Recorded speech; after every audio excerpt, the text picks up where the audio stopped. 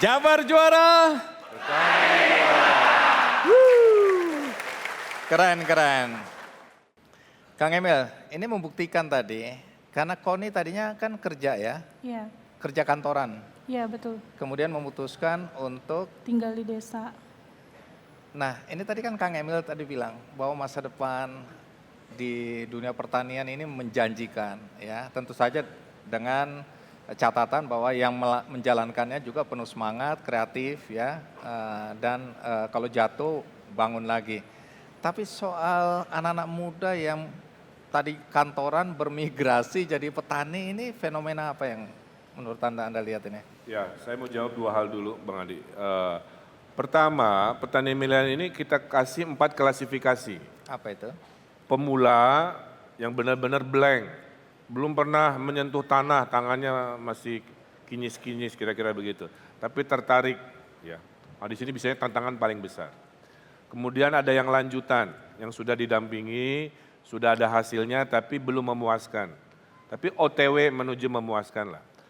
Nah, Koni ini masuk yang ketiga, namanya Madya. Sudah berhasil, tinggal dikasih oleh dukungan yang luar biasa, maka skalanya akan luar biasa. Nah, yang keempat di level petani milenial ini adalah yang kategori utama. Kalau utama jadi champion, jadi orang-orang yang nanti dijadikan cerita inspiratif yang utamanya lah. Mungkin jadi konglomerat suatu hari, amin ya. Nah, jadi Koni ini di level 3, kira-kira begitu. Bahwa ada yang dulunya terbiasa pola pikirnya, hidup ini harus jadi PNS, hidup ini harus jadi kantoran, itu jadul menurut saya. Karena oleh COVID, sekali lagi saya sampaikan, oleh COVID ketahuan oleh pandemi ini, semua ekonomi turun oleh yang namanya disrupsi, kecuali pangan, plus digital.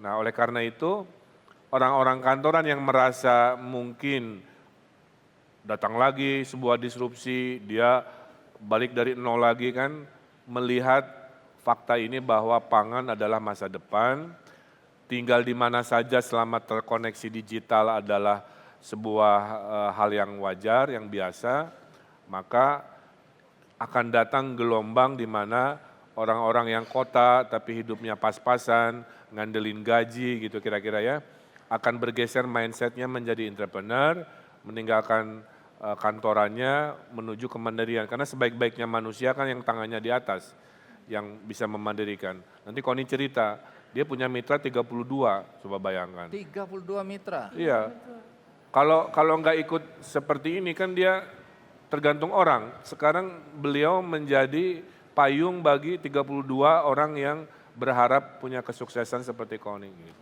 Tepuk tangan untuk Koni. Tony, tentu teman-teman penasaran juga, Ya. dari mana awal mula muncul ide untuk jadi peternak ayam ini? Ya, kenapa ayam bukan lainnya? Kenapa ayam? Banyak pilihan sebenarnya. Iya, karena saya melihat potensi, Pak. Saya melihat potensi daerah saya dan kebetulan kan ayam sentul itu ayam asli Ciamis. Masa saya orang Ciamis meliharanya ayam lain gitu. Iya.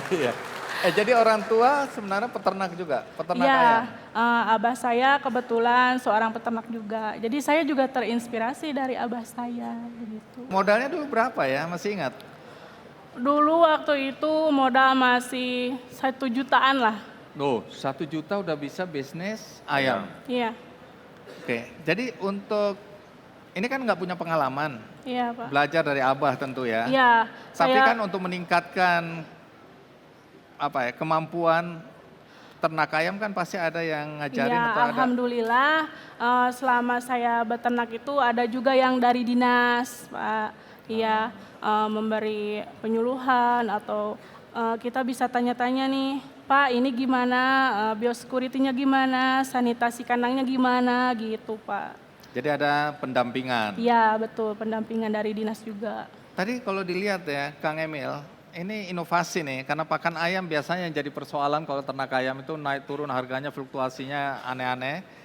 Bikin pakan sendiri. Iya, alhamdulillah sekarang saya sedang menggarap pakan hayati untuk meminimalisir pakan ayam itu. Jadi kita bikin sendiri saja dari eh, petani-petani yang sampah pertaniannya Sampah dibuang, organik gitu ya, ya. sampahnya dibuang gitu. Jadi kita bikin pakan kayak dari talas, ubi kayak gitu. Ayamnya lebih sehat. Alhamdulillah lebih sehat. Ke daging juga teksturnya jadi ngaruh, jadi lebih enak katanya kalau kata yang Ada pengaruh ke rasa Iya teksturnya. betul Pak. Ya. Tahun berapa gabung dengan acara ini? Tahun lalu?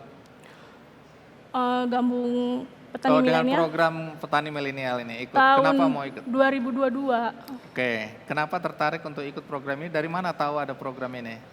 Saya tahu dari petugas yang berkunjung, lalu dari Disnakan Kabupaten Ciamis mengirim link, katanya isi link ini untuk bisa daftar petani milenial. Akhirnya saya isi link tersebut, lalu alhamdulillah saya lolos, terpanggil dan mengikuti pelatihan di DKPP di Cikole, Lembang. Lalu saya mengikuti pemagangan di BPPTU Jatiwangi di Loji Majalengka. Ya. Jadi apa manfaatnya ikut program ini yang dirasakan? Alhamdulillah sangat bermanfaat sekali. Selain saya menambah relasi, wawasan, pengetahuan, juga menambah omset buat saya. Omset ini berapa? Omset. Yang ditunggu-tunggu ini ya. Ingat, Alhamdulillah. modal awal 1 juta, ada sedikit pengetahuan dari abah, orang tua, Iya. tentu konvensional atau tradisional ya. Iya betul. Yang berbeda dengan apa yang diajarkan di program petani milenial ini ya. Iya. Untuk meningkatkan tentu saja kualitas dan omset tadi. Iya. Kembali ke tadi ya, omset jadi berapa sekarang? Alhamdulillah kalau dari 20 juta menjadi 40 juta gitu. Wow. Dari 20 juta omset meningkat jadi 40 juta, 2 Iya. kali lipat dong. Ya alhamdulillah. Apalagi kalau tanahnya makin diperluas atau jaringannya makin banyak ya. Tinggal Iya. faktor pengali aja Bang Andi. Iya. Koni, Ya. kamu masih step ketiga ya. Kita tentu berharap suatu hari kemudian kamu Menjadi jadi petani utama. petani Ini utama petani madya sekarang. dan memberikan dampak yang lebih besar. Amin. Tapi dalam posisi ini aja udah termasuk sukses. Karena banyak sekali tadi Kang Emil juga kita semua tahu ada yang gagal ya.